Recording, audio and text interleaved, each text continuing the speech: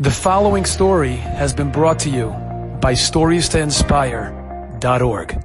Pascal Abramsky once stayed in a hotel, and at night he heard from the next room, the other side of the wall, he hears the Boine Shalom, thank you. He hears a voice crying, I thank you so much for my health. I thank you so much for my children. I thank you so much that I have the opportunity to learn Torah and listen again. And I thank you so much, my wife as well. And I thank you so much that I was able to pay the bills.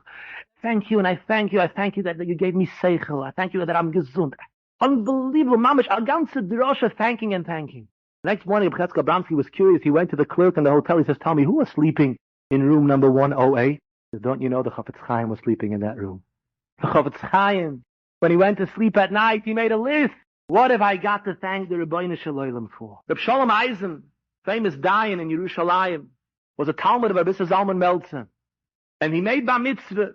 And of course, he had to inform the Rabbi Zalman, and he told him, of course, Rabbi Zalman was very old at that time. He was a zokin. Of course, he's not expecting the Rosh Hashiva to come. I just want to ask a bracha and be moidia that I'm making bar mitzvah. Middle of the Suda, suddenly they lived upstairs in a little apartment in Yerushalayim. And he hears someone's trudging up the steps, and they look, climbing up the steps, is Rabbi Zalman himself, the aged Rabbi Zalman, Billy has koyach.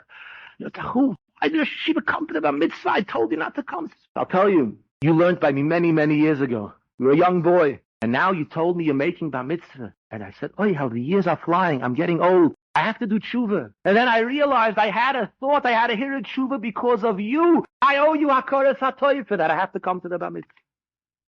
When you're dealing with emes, it's like the Rabbi Shalom. He doesn't. Reb Shalom Eisen needed him to come. The Rabbi Shalom doesn't need our praises. He needs us to be praisers. We should feel that way. Reb Shalom Shvadron used to always tell over a story with the Rimnitzer Rebbe. And the Rimnitzer Rebbe once slipped and fell, and he was sitting on the floor, and the Gaboim ran over, and he said, he just moved them away. They thought maybe he's not feeling well. What's going on? And says the Rebbe, okay? And he says, no, I'm fine. I'm just thinking, if I fell, why did the Rabbi Shalom make me fall? And Reb Shalom always told over this story, Admoy de Kano from the Meitzen. He was an old man. This was his last trip to Chutz La'aretz. Reb Shalom was in London. He was 75 years old, and he wasn't well. And he slipped and he fell. And people helped him up, and he was very distraught. He remembered the Meister he always told about the Rimnitzer Rebbe. Why did Hashem make me fall? So his host said, Reb Shalom, you're not a young man anymore. At this age, people fall. You lose your balance, you slip, you don't have the koyach a few steps. No. If HaKadosh Baruch Hu made me fall, there's a reason. I can't. I'm going to the Rosh Hashiva. That was the Manchester Shiva. He's traveling to Manchester. It's a few hours trip to ask him what he should do. Maybe we can work out between ourselves. Why did this happen? He traveled to Manchester and he came back all smiles. We worked it out. There's a Yid in America who did a favor to me. I stayed in his house. I don't remember exactly what it was. Who's making chasana. And he called me and invited me to the chasana. He asked me to come. He offered to pay me a ticket.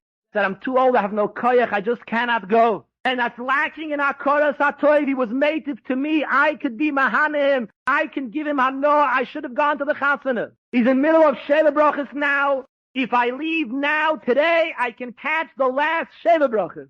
And he called up New York and he said, look, I'm leaving London now. I'm going to arrive.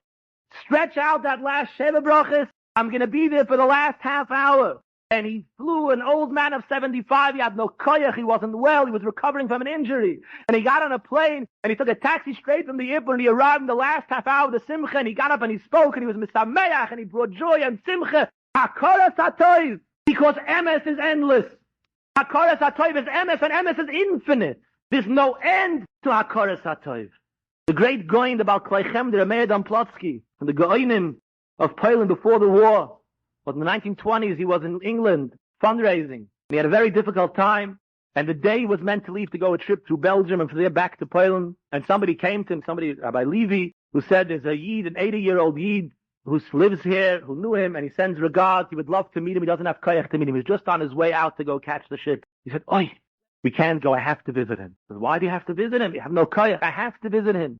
Years ago, he was the one who discovered the Ksav Yad of the Rabbeinu Chanan al Masechta Pesachim, and he gave it to the Ram Publishing House to be printed along in the Gemara. And how often I've used that, I owe him hakaras hatoiv. I have to give him a visit. Did he feel anybody owed him? I had Toiva, a Godel, a great person, an enhanced person, a person who made himself better. He feels the sense of debt. He's indebted. The Manchester Yeshiva Zechron Levracha used to remind the boys to have Hakaras HaTov to the Messiah Hashas on the side of the Gemara. You want to know where to look up a Gemara? It's right there. You have the Maramokim. When Rosh Yeshiva came to America, he came to visit the Satmar Rebbe Chusayogn Aleinu. And when he left, he ran back inside to call out the Gabba, to tell the Rebbe's Gabba, I've got to thank you for looking after the Rebbe. Klal Yisrael needs the Rebbe. And you look after him. I have a Hakaras HaTov. I thank you for it. One year his sukkah fell in on the first day of Yom Tov, and he had to eat a Suda in his neighbor's sukkah. For the rest of his life, every single year, the first day of Sukkot, he went to make Kiddush in that neighbor's sukkah. Hakaras HaTov. For the one sukkah where the person was so kind to open up his sukkah to the Manchester Rosh Yeshiva.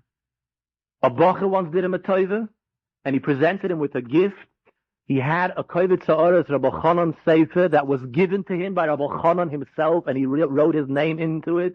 A present to you from Rabbi Chanan, and he gave it as a present to a Bocher as an expression of Hakaras HaTov. It's endless. He used to learn Mishnayos, L'zeicha Nishmas Ramosha Chaim Lutzato, because he felt he had Aliyah from Mesilas Yesharim, for the Chofetz Chaim and for the Rabbeinu Yoina. And all the Svarim he felt had added his Avodah Hashem. He used to learn Mishnayos as Hakaras HaTov. Learn Mishnayos for the Neshamas. The Gemara tells us, what's the difference between an Oirach Toiv and an Oirach Ra? A good guest and a bad guest. A good guest says, look what the Balabayas did for me. He cooked for me. He made a bed for me. He fed me. He looked after me. The bad guest says, he cooked. He needed food for himself. He opened his house. He needed it for himself. Whatever he did for himself. And the Goyim says, the good guest and the bad guest refers to we are Orchim. We are guests in the Rabbeinu Shalom's world. A good guest says, whatever the Rabbeinu Shalom does, he did for me. And the bad guest says, oh, that's how we all feel. The world has to run anyway. So what does the Rabbeinu Shalom care if I take a little bit of Hana? But if we were to understand that Hakaras HaTov, Hodah to the Rabbeinu Shalom, is not because he needs to hear our praise, because of what I got. This Yosher I received, I have to thank. The Heilige Chazonish. He lived on the outskirts of Bnei Brak. It was during the war in 1948, and it was bombing. And a soldier came into his house, and he told him that he should move out for the night because there may be bombs falling, and it's at the edge of town. It's a dangerous place to be. And Chazanish was with somebody there, another Talmud Chacham, and he said, he laughed, as if he's protecting, the soldier thinks he's protecting me, the Rebbeinu Shalom is protecting me. He says, but we've got a problem. You could see he came in, he meant sincerely, he was worried about my safety. If I stay here and ignore him, it's going to be a coffee toiver. He came here to be Mahanami. I owe it to him to leave my house, and he begged this other person, please stay here, because there's a minyan v'sikin tomorrow, they're going to come, there won't be anybody here, here's the key. And no one should know that I'm leaving, because else everybody's going to start getting worried. The Chazanish is fleeing Bnei Brak, who knows what's going to happen. But so this soldier shouldn't feel there was a lack of Hakaras HaTov for his gesture. I'm going to spend the night in somebody else's house.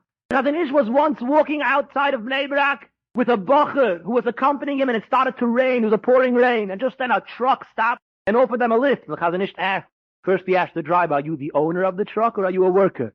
If you're a worker, you have no right to take me into your owner's truck. He said, no, Rebbe, I'm the owner. Fine. There was a front seat and there was a back, a little place to crawl into. The Chazanish told the bocher, you sit in the front. Rebbe, why? You accompanied me. I owe you Hakaras HaTov. You get the good seat and I will sit in the back. And he insisted. The bocher cried. He says, but Rebbe, how's it going to look when they come into Bnei Brak and people are going to see me sitting in the front and you in the back? It's going to be Bezoyan HaTorah. He says, as soon as we get to Bnei Brak, we'll switch places. And that's how he went. Hakaras HaTov. When we say Moida Ani Lefanecha in the morning, you know why? Because we already owe so much. How many miracles it takes for us to wake up in the morning. For our Ivorim to work. We haven't begun our day and we're ready Balei Choiv. Moida Ani Lefanecha. We thank and we sing Shevach V'Oido until we become better. A Bacher I know once went over to an Adam Gadol, and he asked him, he says, you daven such a long Shemona Esrei. What are you? I also daven long. I tried in Mechavan. How long could someone daven? He says, what do you mean? He says, before I say Moedim, I stop and I contemplate all the chasadim the Rabbeinu Shalom does for me. I think of every child. I think of every grandchild that I have. I think of my panos. I think of my home. I think of my Torah. I think of my learning. It takes me a long time. When I have that all in my mind, I bow down and say, Moedim anachnu lach. I thank you, Rabbeinu Shalom. Enjoyed this story? Come again. Bring a friend. StoriesToInspire.org